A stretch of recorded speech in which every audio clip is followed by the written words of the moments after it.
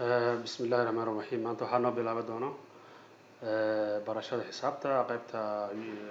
formanka ah marka waxaan ka bilaabi doonaa nambarada hadii la hadno classifying numbers nambarada maxay kala yihiin maxay u kala baxaan nambarada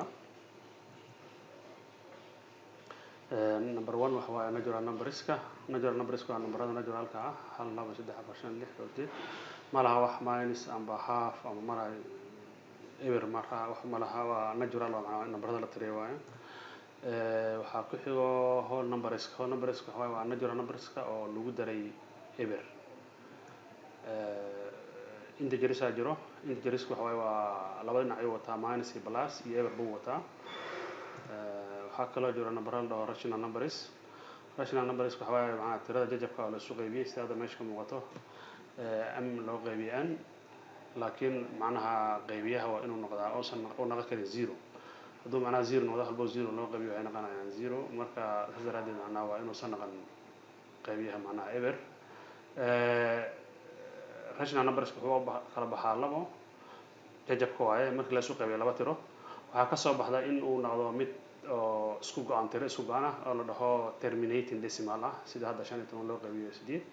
waa 1.875 amba repeating mid la dhaho oo ah markii laba tiro la isku qaybiyo tiradu soo noqoto sida sahlan 4 loo qaybiyo 11 waxay noqonaysaa 0.36 ilaa iyo soo ma sha Allah marka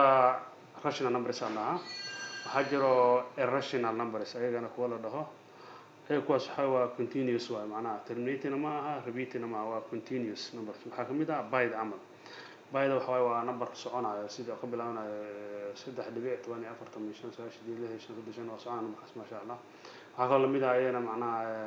labo oo root ku jirta amba 2 square ah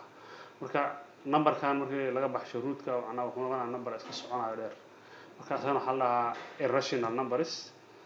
hadii aan soo koobo nambaradan macnaha oo shanta ah in wuxuu taagan tahay macnaha natural numberska ah dawladdu wuxuu taagan tahay whole numberska ay wuxuu taagan tahay integerska q wuxuu taagan tahay macnaha wuxuu taagan tahay rational numbers q dash wuxuu taagan tahay rational numbers marka saanay isu jiraan an waxay kamid tahay qayb kamid ah whole numberska waa qayb kamid ah integerska waa qayb kamid ah rational numbers marka saanay isu jiraan insha Allah waxaan bar doonaa saan